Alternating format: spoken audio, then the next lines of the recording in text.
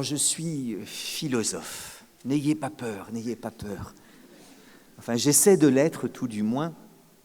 Et parce que j'ai pensé qu'il vous serait plaisant que mon propos ne fût pas trop vite, pas trop conceptuel et trop difficile, eh bien j'ai pensé qu'il vous serait plaisant qu'il commençât par une petite histoire qui me semble nous mettre tout de suite au cœur de la question qui est la vôtre pendant ces 3 jours de colloque. Cette histoire est très ancienne. Elle est racontée notamment par Platon, mais par d'autres spécialistes de la mythologie grecque. Et en effet, on nous raconte qu'un jour, Zeus, qui était le dieu des dieux, fit venir à lui 2 titans, 2 personnages qui étaient des titans, qui s'appelaient l'un Prométhée et l'autre Épiméthée. Ces 2 titans étaient frères, ils avaient pour père un certain Japet. Mais pourquoi Zeus avait-il fait venir à lui Prométhée et Épiméthée? Eh bien, c'était pour leur confier une tâche fort importante. Il fallait distribuer aux différents animaux les différentes qualités naturelles. Et très vite, le dieu donna à Prométhée et à Épiméthée un grand sac, une sorte de besace, où se trouvaient toutes les qualités naturelles possibles et imaginables. La force, la rapidité, la capacité de changer de couleur, etc., etc. Zeus donne aux 2 frères ce grand sac et leur dit qu'il faut absolument que leur distribution des différentes qualités naturelles aux différents animaux soit une distribution équitable. Il ne faut pas tout donner à un animal et rien à l'autre, ou tout à l'autre et rien à l'un. Bref, très vite, Zeus dit aux 2 frères qu'il faut que leur distribution soit inspirée par la règle de Diké. Diké, c'était un petit mot grec qui voulait dire la justice, l'équité. Alors les 2 frères s'en vont. Oh, Zeus aurait bien voulu que ce fût Prométhée qui fit le partage. Car Prométhée porte un nom qui tout de suite nous en dit la nature. Prométhée, ça veut dire le prévoyant, ça veut dire le rusé. En effet, dans Prométhée, il y a métis qui veut dire la ruse et pro qui veut dire avant. Donc Prométhée, c'est celui qui ruse avant, c'est l'intelligent, c'est en effet le prévoyant.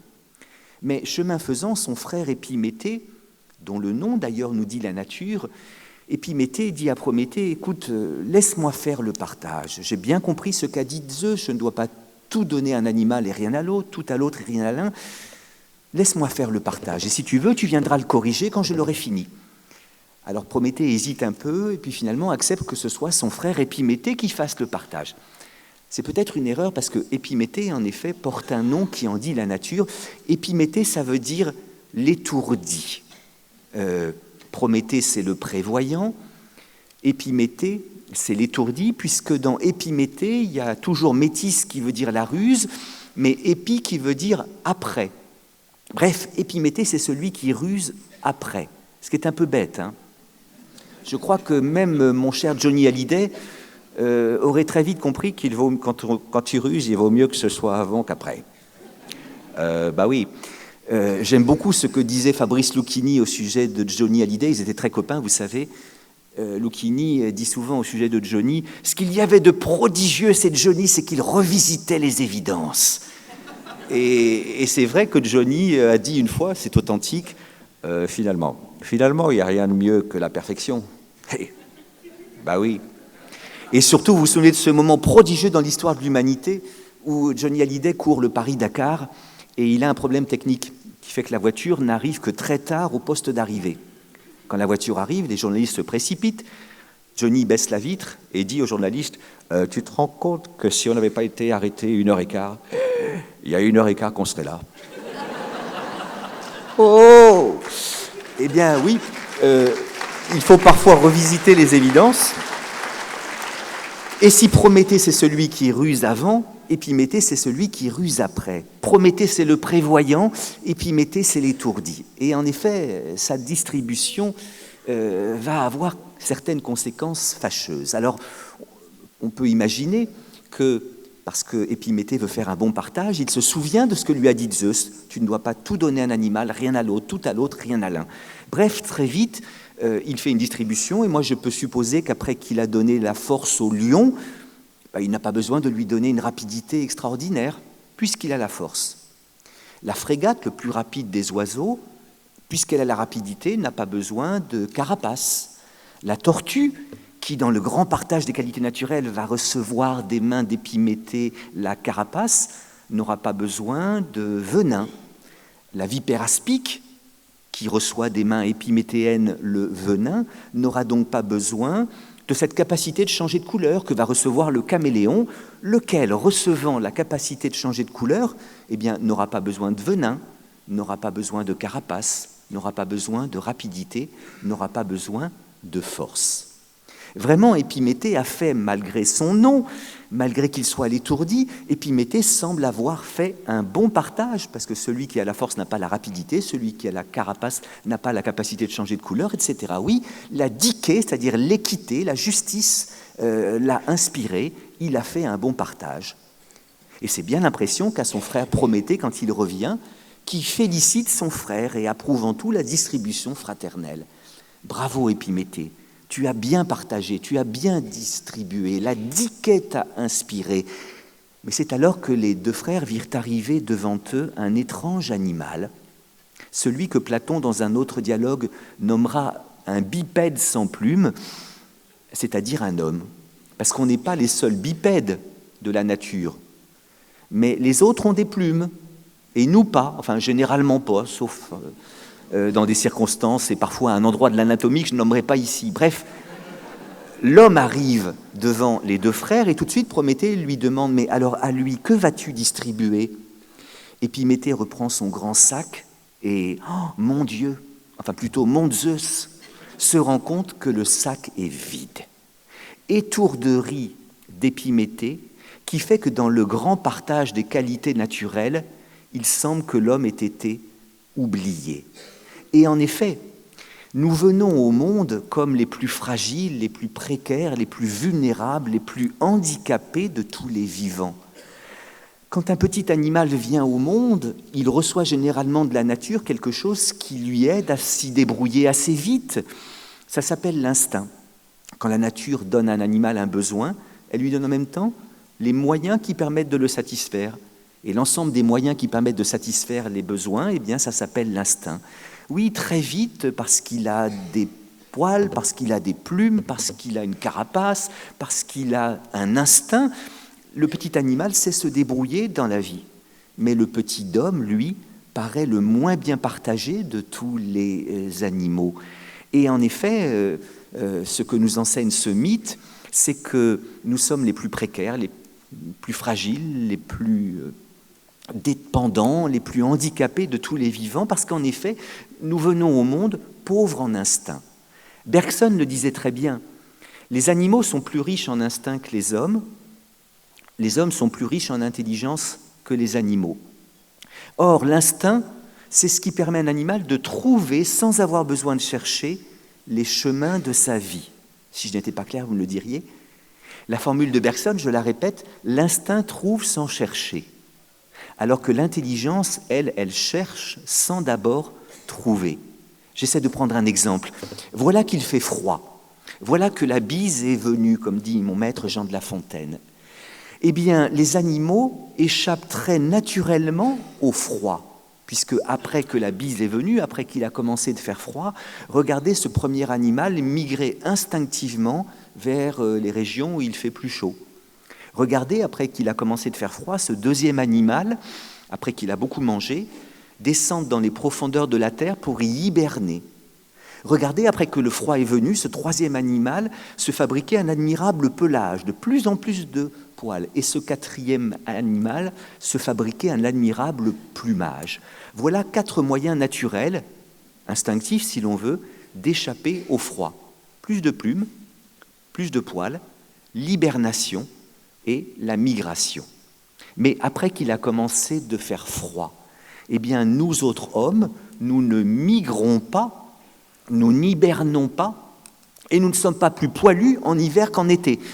Enfin, il y a peut-être des modes épilatoires, mais Laurent m'a défendu de parler de ce genre de choses. Et en effet, nous ne sommes pas protégés du froid par la nature. Nous ne migrons pas, ne mettez pas sur le même plan les migrations saisonnières des hirondelles qui quittent toujours les pays européens pour aller en Afrique du Nord, et les migrations saisonnières, je ne sais pas moi, des vieilles dames riches du 16e arrondissement à Paris, qui quittent toujours Paris en hiver pour aller à Cannes ou à Nice. Pourquoi? Eh bien parce que l'hirondelle ne peut pas ne pas migrer. Elle ne peut pas ne pas migrer. Il est impossible qu'elle ne migre pas, alors que la vieille peut ne pas aller à Nice ou à Cannes.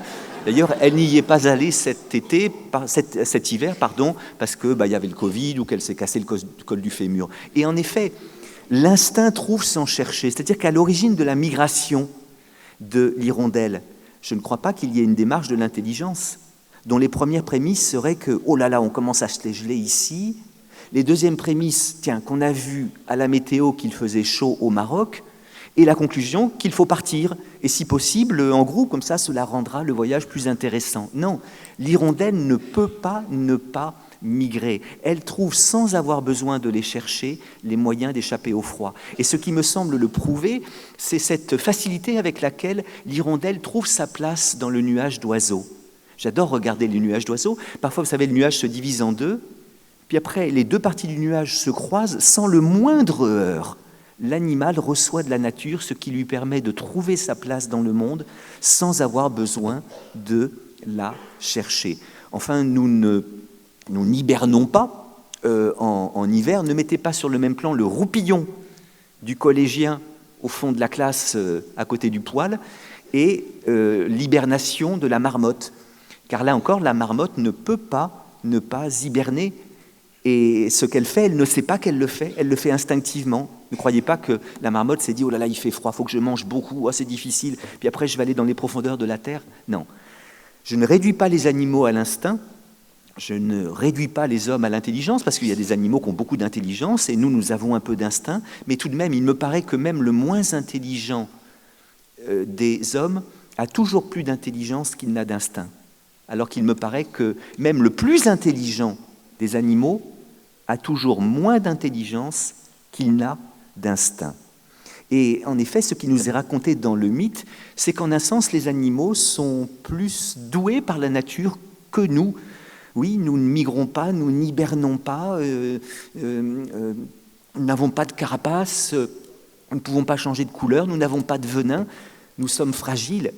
Et en effet, c'est l'impression qu'a Prométhée, après qu'il a regardé l'état dans lequel Épiméthée avait laissé l'homme. Épiméthée donne beaucoup de choses aux animaux, mais il ne donne rien à l'homme. Et voilà pourquoi. Prométhée va avoir une idée qui est de monter sur l'Olympe, où se trouvent les dieux, avec pour idée de voler aux dieux des qualités en un sens surnaturel, des qualités qui ne se trouvaient pas dans le grand sac donné par Zeus aux deux frères.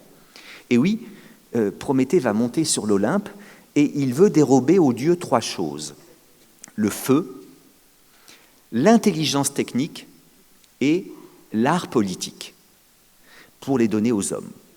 Sans trop de difficultés, Prométhée va arriver à dérober aux dieux le feu, à Héphaïstos, le dieu forgeron, le feu. Et donner le feu à l'homme, c'est en un sens lui donner la première des techniques. Parce qu'on sait bien que la domestication du feu, c'est ça qui a permis à l'homme de progressivement devenir le roi de la jungle, comme on dit dans le livre de la jungle, comme on dit dans Mowgli. C'est ce qui va permettre de devenir à l'homme le seigneur de l'être, comme disent certains philosophes. La domestication du feu, c'est ce qui va nous permettre justement de ne pas mourir de froid, alors que la nature ne nous a pas protégés du froid. On va frotter les silex, on va domestiquer le feu. Il dérobe sans trop de difficulté à Athéna, qui est la déesse de l'intelligence, l'intelligence technique, l'intelligence dans les besoins de la vie. Il veut dérober aux dieux une troisième chose qui est l'art politique. Et l'art politique, pour les anciens, c'était l'art qui permettait d'assurer la justice, l'égalité dans la cité des hommes. Malheureusement, Prométhée n'arrivera jamais à dérober l'art politique aux dieux, parce que quel est le dieu qui possède l'art politique? C'est Zeus lui-même.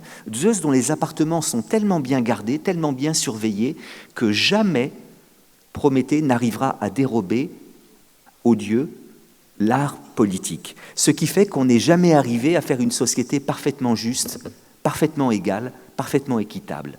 Et en effet, Prométhée redescend de l'Olympe, n'ayant réalisé que la moitié, plutôt que les 2/3 de son projet, il donne à l'homme le feu, l'intelligence technique, mais non pas l'art politique. Et voilà pourquoi, dans cette histoire que j'ai choisie pour épigramme à cette petite conférence, voilà pourquoi ce qui nous est dit dans cette histoire, c'est que nous avons absolument besoin de techniques. Et le feu, c'est la première des techniques, l'intelligence des techniques, c'est l'ensemble des techniques. Nous avons absolument besoin de techniques pour tout simplement survivre. Sans la technique, nous n'aurions pas survécu, précisément parce que nous sommes pauvres en instinct, donc nous n'avons pas reçu de la nature les moyens d'y survivre. Nous avons absolument besoin de techniques. Oui, mais la technique ne suffit pas à assurer que la société des hommes soit une société vraiment, vraiment belle, où vraiment tout être humain trouve sa place, voyez ? Voilà pourquoi cette histoire me semble inaugurale. Elle nous dit que la technique est nécessaire, mais qu'elle n'est pas suffisante. Et qu'il faudrait absolument que nous inventions une société, justement, où chaque être humain puisse trouver sa place. C'est ce que je vais développer rapidement, mais je termine l'histoire parce qu'elle est belle. Les dieux, évidemment, sont furieux que Prométhée leur ait dérobé des choses qui étaient normalement réservées aux dieux, et pour le punir, eh bien, on attache Prométhée à un rocher, on lui ouvre le côté du corps, et un oiseau de proie vient régulièrement lui manger le foie. Supplice atroce, alors parce qu'il paraît que le foie se régénère, n'est-ce pas ? C'était l'espoir qu'avait Serge Gainsbourg, après qu'il avait été opéré du foie. C'est pas grave parce que le foie, ça se régénère, pas du connu. Bon, peut-être que le foie de Gainsbourg était dans un drôle d'état. Mais alors voilà, et qu'est-ce qui nous est raconté dans cette histoire ? 2 enseignements fondamentaux, à savoir que la technique est nécessaire, mais n'est pas suffisante, qu'elle est indispensable aux hommes, mais qu'elle a peut-être quelque chose de sacrilège, quelque chose de dangereux. Et alors, en effet, pour progressivement m'acheminer vers le cœur de notre sujet, eh bien, la révolution numérique me semble une chose absolument nécessaire. Nous ne pouvons plus nous en passer, mais en même temps, elle n'est pas suffisante, car bien loin de permettre la création d'une société plus égale où tout être humain trouverait sa place, il n'est pas impossible qu'elle crée plutôt une société où il est plus difficile aujourd'hui qu'hier à chaque homme de trouver sa place. Et en effet, à chaque grande évolution technique, l'humanité s'est un peu clivée entre ce que j'appellerais d'un côté les technolâtres, c'est-à-dire ceux qui idolâtrent la technique, et qui célèbrent les merveilles que toutes les techniques ont permises, et de l'autre côté, ceux que je pourrais appeler les technophobes, ceux qui ont peur de la technique et qui passent leur temps à déplorer la déshumanisation du monde et toutes les catastrophes que va engendrer la technique.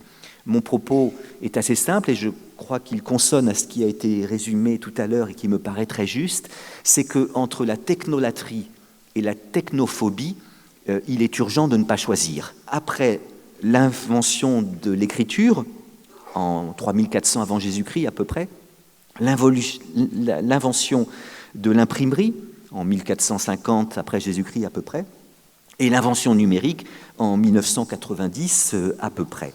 Voilà les 3 grandes révolutions du signe. Or, à chaque fois, on a vu s'opposer les technolâtres et les technophobes. Les technolâtres, en effet, après que l'écriture a été inventée, disent que l'écriture rend la vie humaine infiniment plus riche, puisqu'elle permet en fait d'évoquer les absents.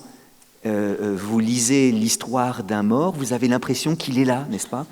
Mais de l'autre côté, vous avez les technophobes, comme par exemple le grand Socrate, qui disait, qui n'a jamais rien écrit, que l'écriture allait créer des amnésiques. C'est-à-dire que l'écriture, c'est un savoir mort. Si vous écrivez ce que vous savez, eh bien vous le faites sortir de votre cœur. Savoir quelque chose par cœur, c'est le savoir par le cœur, n'est-ce pas ? Et même quand ma grand-mère perdait un peu la tête, vaporisait de la toiture, comme dit Michel Audiard, parce qu'en effet la maladie venait, eh bien elle avait encore la capacité de réciter des fables de La Fontaine par cœur, parce qu'en effet elle les savait par le cœur. Au moment de l'invention de l'imprimerie, 1450 après Jésus-Christ, même clivage. Vous avez d'un côté les technolâtres, ceux qui disent que ça va permettre de cultiver beaucoup plus de personnes parce que les textes écrits étaient rares. Grâce à l'imprimerie, tout le monde va pouvoir avoir accès à l'écrit. Mais vous aviez de l'autre côté les technophobes qui disaient par exemple que si tout le monde avait accès à la Bible, eh bien, les interprétations les plus folles de la Bible vont venir et que ça va détruire la société. Et puis alors en effet, pour revenir à notre sujet, à partir de 1990, oui, l'humanité se clive entre technolâtres, enfin qui nous disent les merveilles absolues que cela va permettre, et les technophobes qui nous disent que ça va déshumaniser carrément le monde, voire entraîner un fatal processus de décivilisation. Le grand Michel Serres, justement, quand il a réfléchi sur la place du numérique dans notre société, a incarné ces deux attitudes vis-à-vis de la technique, technolatrie, technophobie, en inventant deux personnages, Petite Poucette et Grand-père Ronchon. Les deux derniers livres du grand philosophe Michel Serres s'appellent Petite Poucette et Grand-père Ronchon, et puis ensuite C'était mieux avant. Et dans ces deux livres, en effet, alors il met en scène non pas Petit Poucet, mais Petite Poucette, parce que c'est une jeune fille qui a une virtuosité extraordinaire du pouce, voyez, dans le maniement de ces objets-là. Et Michel Serres, qui était féministe, et il avait raison, célébrait qu'aujourd'hui, souvent, les filles travaillent mieux à l'école que les garçons. Et donc, c'est plus Petit Poucet, le héros, c'est Petite Poucette. Sa virtuosité dans l'emploi des techniques numériques fait qu'elle est une héroïne. Bon, mais elle a un grand-père que Michel Serres nomme Grand-père Ronchon, qui passe son temps à dire que ces machines-là, en effet, vont altérer le rapport qu'elle a à elle-même, qu'elle a aux autres et qu'elle a au monde. Et alors, j'aimais beaucoup Michel Serres, mais en même temps, je trouve qu'il rigole trop vite de Grand-père Ronchon et qu'il célèbre peut-être un peu trop Petite Poucette. Bref, qu'il était un peu trop du côté de la technolatrie, peut-être pas assez du côté de la technophobie. Alors bien sûr, dans le deuxième livre où il met en scène ces deux personnages, qui s'appelle « C'était mieux avant », Michel Serres parle par antiphrase, parce que ce qu'il passe son temps à dire dans ce livre, c'est que c'était pas mieux avant.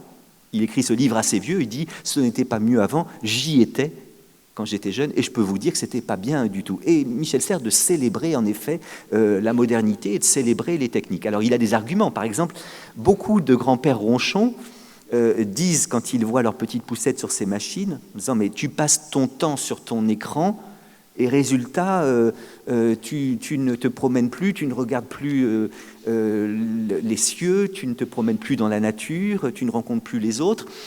Oui, mais Michel Serres se rappelle que quand lui, il était petit, il passait son temps à lire les livres et que son grand-père lui disait « mais tu passes ton temps dans les livres et du coup, tu ne regardes plus le monde ». Bon. La grande question, c'est de savoir si ces techniques-là enrichissent ou appauvrissent notre rapport à nous-mêmes, notre rapport aux autres, notre rapport au monde. La question fondamentale, si j'ose parler comme ça de manière un peu prétentieuse, qui me paraît se poser à chacun d'entre nous, c'est de savoir comment trouver notre place dans le monde. Je reprends cette idée que l'oiseau trouve très facilement sa place dans le nuage d'oiseaux, parce qu'il a un instinct qui lui permet de la trouver.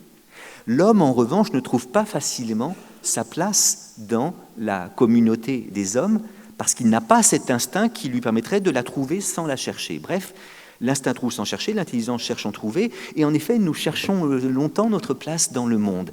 Ces techniques-là nous permettront-elles de les trouver ou risquent-elles de nous en empêcher ? Je reviens à cette idée fondamentale, si vous voulez, qui est que ce qui nous sépare des animaux, c'est que nous sommes les seuls vivants à savoir que nous aurions pu ne pas être et que nous ne serons plus. Qu'est-ce à dire ? Pour parler le patois philosophique, je dirais que nous sommes les seuls animaux à savoir que nous sommes contingents et mortels. Un être contingent, c'est un être qui existe, mais qui aurait pu ne pas exister. Un être mortel, c'est un être qui existe, mais qui n'existera plus. Alors bien sûr, tous les vivants sont contingents et mortels, mais il en est qui ne le savent pas, les animaux, il en est qui le savent, les hommes. Bon, je durcis un peu l'opposition entre hommes et animaux, mais ce n'est pas notre question ici. Et en effet, cet animal aurait pu ne pas être, il aurait pu ne pas vivre. Ce phacochère aurait pu ne pas vivre. Il est donc contingent. Et il n'aurait pas vécu si son père et sa mère phacochère n'avaient point copulé. Bon, le spectacle me paraît une horreur, étant donné la tronche de ces animaux, mais il a bien fallu que cette affaire existât pour qu'il fût là. Et puis, il est mortel, car en effet, un jour, il mourra et il ne sera plus là. Nous aussi, nous sommes contingents, nous aussi, nous sommes mortels. Vous êtes tous et toutes contingentes et mortels. Vous auriez pu ne pas être. Et vous n'auriez pas été si votre père n'avait pas rencontré votre mère. Il s'en est fallu très peu. Le hasard les a placés l'un en face de l'autre dans le train, et c'est pourquoi vous êtes ici. S'il avait été dans la voiture 12 et elle dans la voiture 13, vous ne seriez pas là. Enfin, ils auraient pu se rencontrer au bar, mais enfin, s'il avait été dans le train de 7h27 et elle dans le train de 7h57, vous ne seriez pas là. Ça y est, ils sont l'un en face de l'autre dans le train, c'est toujours pas gagné, hein. Si la conversation n'avait pas pris le tour un peu charmant qu'elle a pris à la fin du voyage, s'il n'y avait pas eu de conversation du tout, parce que trop timide, il n'aurait pas osé parler, vous ne seriez pas là. Bon, la conversation a pris un tour un peu charmant, ils décident de se revoir. Attendez, c'est toujours pas gagné, hein. Si 9 mois avant votre naissance, il ne s'était rien passé, où aurait fini ce spermatozoïde? Il se passe quelque chose. Attendez, ne croyez pas que c'est gagné, car comme Woody Allen le montre dans un film génial, alors on n'ose plus trop citer Woody Allen aujourd'hui pour toute une série d'histoires, mais il a quand même fait des films géniaux. Si, comme le montre Woody Allen dans le film qui s'appelle « Tout ce que vous avez toujours voulu savoir sur le sexe sans jamais oser le demander », eh bien, si lors de l'union entre votre père et votre mère, après, comment appeler ça, après la joie paternelle, eh bien, dans la course des spermatozoïdes à l'ovule, ça n'avait pas été ce spermatozoïde-là qui serait arrivé en premier. Ben, vous ne seriez pas là. Quel dommage. Vous l'avez échappé de très peu. Vous auriez pu ne pas être, vous êtes. Et puis vous ne serez plus, car en effet, chaque homme est mortel et chacun l'est pour soi. Ce n'est pas le fait d'être contingent et mortel qui nous distingue du phacochère, c'est le fait de le savoir. Le phacochère ne sait pas qu'il aurait pu ne pas être et qu'il ne sera plus. Nous, nous savons que nous aurions pu ne pas être et que nous ne serons plus. Et voilà pourquoi notre vie à nous autres hommes est autre chose qu'une vie à eux phacochère. Pourquoi ? Eh bien parce que le fait de savoir que nous aurions pu ne pas être et que nous ne serions plus, que nous ne serons plus, ça fomente en nous 2 sentiments entre lesquels nous oscillons toute notre vie. Ce que j'appellerais la joie d'être et la tristesse d'exister. La joie d'être, pourquoi ? Parce que je pense qu'il peut vous arriver de vous dire « Oh, j'aurais pu ne pas être ». Et je n'aurais pas été si mon père n'avait pas rencontré ma mère, si la conversation, s'il n'avait pas fait l'amour, si le spermatozoïde. Je suis, je vis, mais quelle chance, la vie est un cadeau, la vie est une merveille. Ah, je ne saurai plus car un jour je vais mourir. Mais je vis encore, je suis encore. Mais quelle chance, la vie est un cadeau, la vie est une merveille. Ça, c'est ce qu'on pourrait appeler l'existence cadeau. C'est la joie d'être, le sentiment que l'existence est un cadeau. Le problème, c'est qu'il nous arrive aussi, malheureusement, de ressentir tout le contraire et de nous dire quoi ? J'aurais pu ne pas être, et je n'aurais pas été si mon père n'avait pas rencontré, si la conversation, s'il n'avait pas fait l'amour. Je suis, je vis. Est-ce que ça vaut le coup ? Suis-je digne d'être ? Est-il légitime que je sois ? Il nous arrive toutes et tous d'en douter. Gainsbourg, que j'évoquais tout à l'heure, a fait chanter à Jane Birkin dans le dernier album qu'il a composé pour elle ces vers magnifiques. Alors Gainsbourg ne voulait pas qu'on dise de lui qu'il était poète, qu'il écrivait des vers, parce qu'il pensait que la poésie était un art majeur, alors que la chanson est un art mineur. Pas déconner, non ? Et pourtant, c'est beau comme de la poésie, ce que dit Gainsbourg, plutôt ce qu'il fait chanter à Jane, quand, dans le dernier album qu'il a composé pour elle, il lui fait dire « Avec cette difficulté d'être, on se dit qu'il aurait mieux valu peut-être ne jamais naître. » Pas dégueu. Et puis alors, quand on pense à la mort, quand on pense à notre mort, quand on se dit « je suis, mais un jour je ne serai plus », il nous arrive de penser, pour parodier la formule de Gainsbourg, avec cette difficulté d'être, on se dit qu'il vaudrait mieux peut-être déjà ne plus être. Ça, c'est ce qu'on pourrait appeler l'existence fardeau. Toute notre vie, nous oscillons entre des moments où nous pensons que l'existence est un cadeau, des moments où nous pensons que l'existence est un fardeau. Toute notre vie, nous oscillons entre des moments où nous sommes joyeux d'être et des moments où nous sommes tristes d'exister, n'est-ce pas ? Je dirais que nous souffrons tous du syndrome du survivant. Je parle sous le contrôle des plus savants que moi en matière de psychologie, je sais qu'il en est dans la salle, mais le syndrome du survivant, si vous voulez, c'est ce syndrome très douloureux qu'on retrouve chez les rares juifs ou les rares tziganes qui sont revenus des camps de concentration, des camps d'extermination. On trouve ce syndrome aussi chez le seul membre de la famille qui n'est pas mort dans l'accident de voiture. Accident de voiture, tout le monde meurt sauf lui. On trouve aussi ce syndrome du survivant chez la sœur jumelle qui a survécu à la mort du frère jumeau. J'ai une étudiante qui a fait une thèse d'ailleurs là-dessus. La mère attend des jumeaux, elle met au monde un petit garçon qui meurt tout de suite. Et elle met au monde une fille qui va vivre. Et cette fille, en effet, va faire de la philosophie, mais longtemps, elle a survécu, elle a souffert du syndrome du survivant, pardon. C'est-à-dire, la question, c'est pourquoi moi?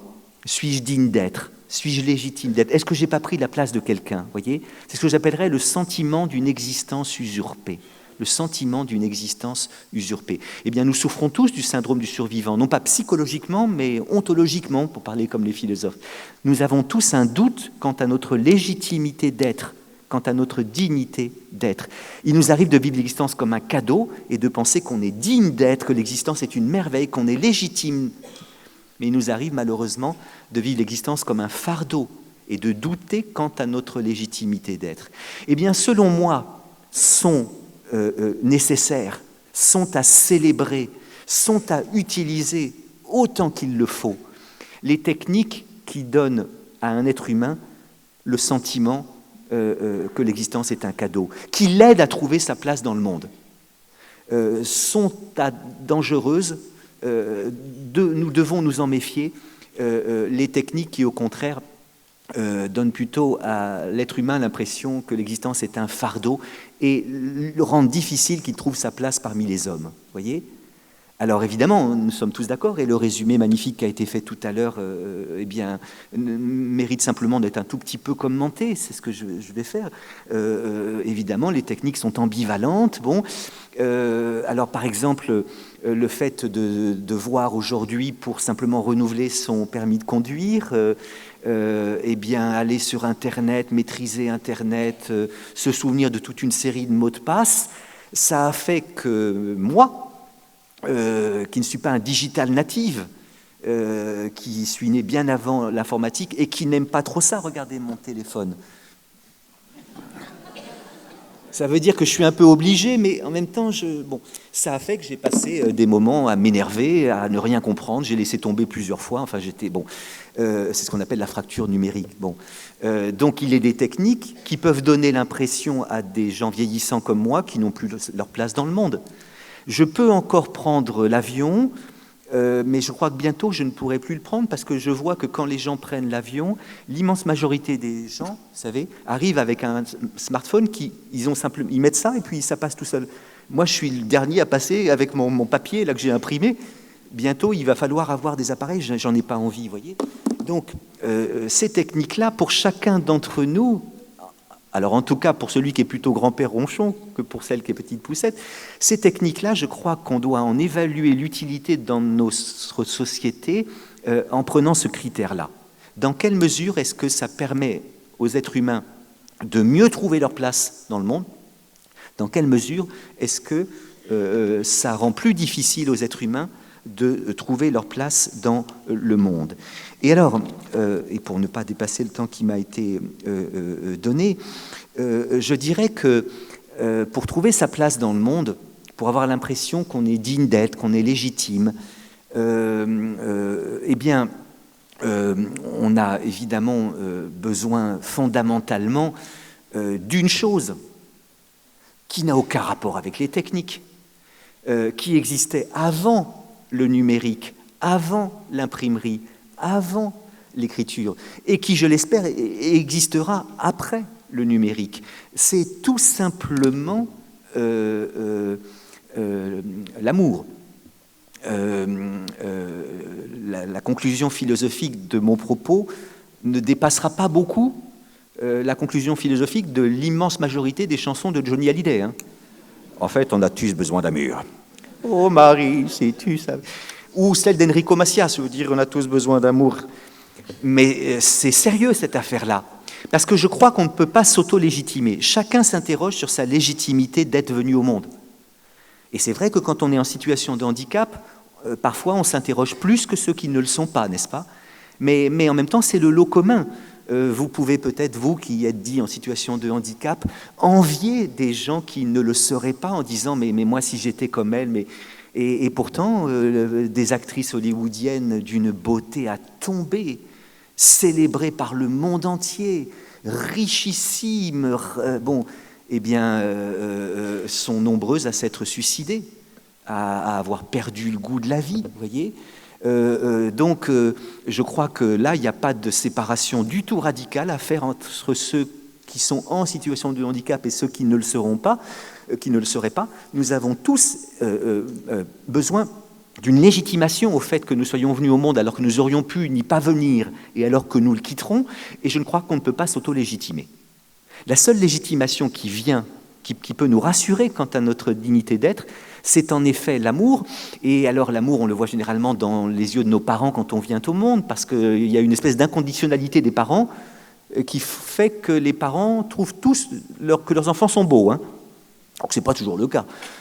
Parfois on vous présente, tiens, viens voir le, vous présente, tiens, on présente le bébé, puis vous arrivez, oh là là, mon Dieu. Alors vous cherchez ce qui est sauvable. Oh, le bel œil droit, bon, tiens. Mais bon. Mais généralement, pas toujours, évidemment. Généralement, on trouve dans le regard paternel ou maternel, cette onction légitimante, hein, une forme d'inconditionnalité. Alors pas toujours, parce qu'il y a des parents qui abandonnent leurs enfants, et puis ça existe, l'infanticide et la haine, mais souvent. Au moment de l'adolescence, la légitimation du fait que je sois venu au monde et que j'y sois venu comme j'y suis, qui me venait de mes parents, ne me suffit plus du tout. Hein. Au moment de l'adolescence, vous avez besoin que ce soit les gens de votre âge qui vous légitiment. Et alors voilà pourquoi tout d'un coup, on n'a plus du tout besoin de papa ou de maman. C'est d'ailleurs assez douloureux, moi je suis parent 2 fois, de voir qu'en quelques semaines, le merveilleux papounet est devenu un gros con immonde dont on a honte. Bon, parce qu'à l'adolescence, c'est pas du tout papa et maman qui me légitiment. Eux, c'est fait, je sais qu'ils m'aiment, mais je m'en fous. Il faut que ce soit les gens de mon époque. Bon. Et puis après, bon, on est un peu rassuré. De nouveau, au moment de la retraite, par exemple, ou au moment où arrive le grand âge, de nouveau, il y a des moments particulièrement importants dans la vie, hein, où on a vraiment besoin de cette légitimité. Mais alors, c'est vrai que, bon, nous sommes tous à la même enchaîne, et on ne peut pas s'auto-légitimer, on ne peut pas s'auto-justifier. La seule légitimation du fait que je sois venu au monde, alors que j'aurais pu n'y point venir, et que j'y sois encore alors que je n'y serai un jour plus, qui est de la valeur, c'est l'amour. Et au fond, c'est ce qu'a dit, pour laisser de côté Johnny et Enrico, c'est ce qu'a dit, je trouve, Jean Gabin, dans l'admirable chanson qu'il a chantée à la toute fin de sa vie, dite et à la fois chantée sur un texte de Jean-Loup Dabadi qui est « Je sais, quand j'étais gosse comme 3 pommes, je parlais bien fort pour être un homme. J'ai je sais, je sais, je sais, je sais. Et quand j'ai 18 ans, j'ai dit « Ça y est, maintenant je sais ». C'était le début, c'était le printemps. Heureusement, l'amour, les parfums et les roses. Tiens oui, l'amour, j'en avais fait tout le tour. Heureusement, comme les copains, j'avais pas mangé tout mon pain. Au milieu de ma vie, j'ai encore appris. Il y a 60 coups qui viennent de sonner à l'horloge, donc il vient de fêter 60 ans. Je regarde par ma fenêtre et je m'interroge. Je sais qu'on ne sait jamais. Si, la seule chose que je sache, c'est que le jour où quelqu'un nous aime, il fait très beau. Je ne peux pas mieux dire. Il fait très beau. Et à ce moment-là, alors qu'il n'a fait que parler, Gabin va se mettre à chanter. Et de manière très émouvante, parce que sa voix est un peu abîmée à la fois par l'âge et à la fois par les cigarettes, car le père Gabin fumait 5 paquets de clopes à la fin de sa vie, tous les jours. Et donc, après qu'il a dit « Le jour où quelqu'un nous aime, il fait très beau ». Je ne peux pas mieux dire « il fait très beau ». Gabin ajoute « C'est encore ce qui m'étonne dans la vie, moi qui suis à l'automne de ma vie. On oublie tant de soirs de tristesse, mais jamais un matin de tendresse. » Voilà.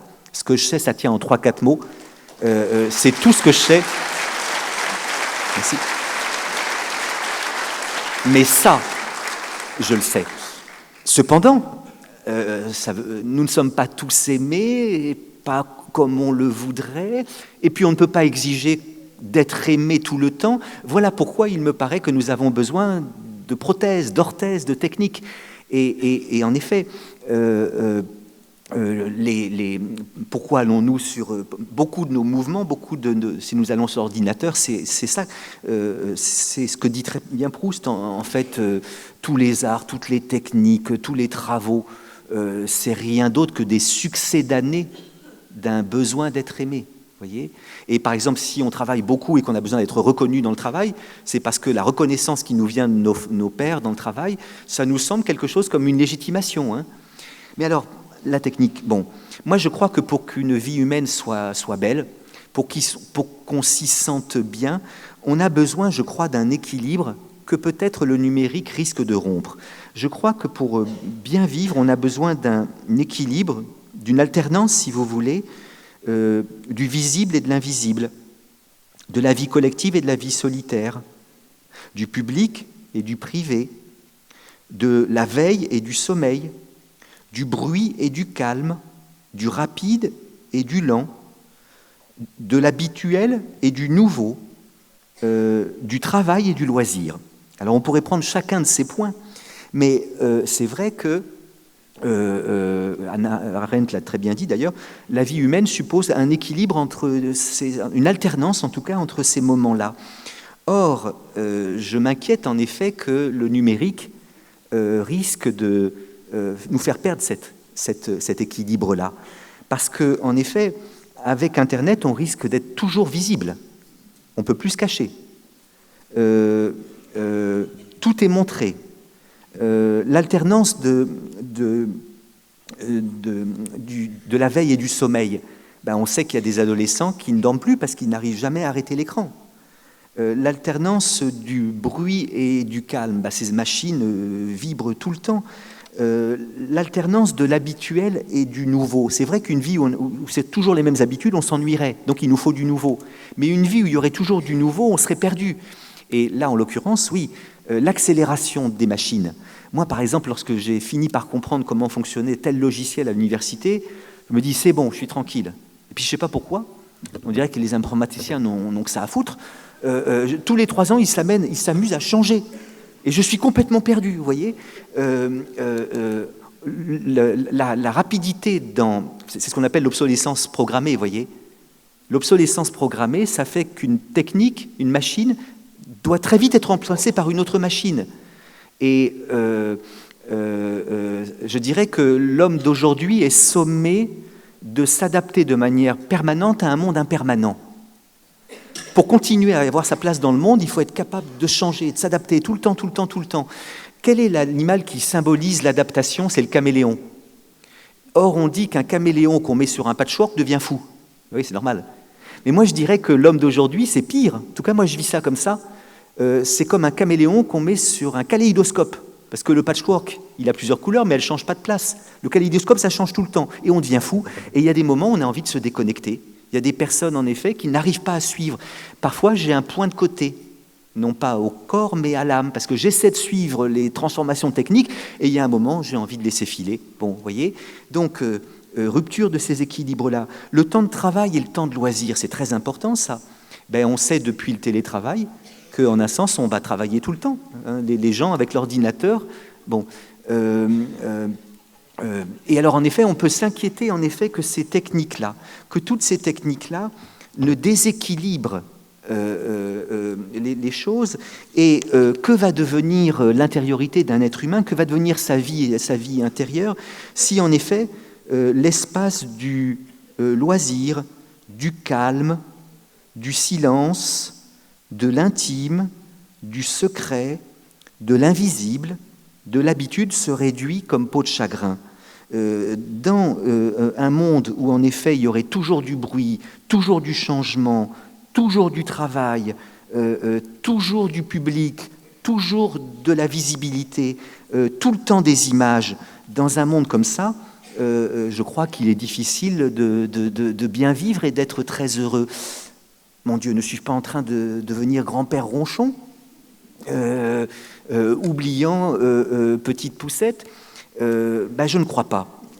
Je ne crois pas parce que alerter nos contemporains et surtout les plus jeunes de nos contemporains sur le fait que ces techniques numériques peuvent abîmer le rapport qu'on a à soi-même, peuvent abîmer le rapport qu'on a aux autres, peuvent abîmer le rapport qu'on a à la nature.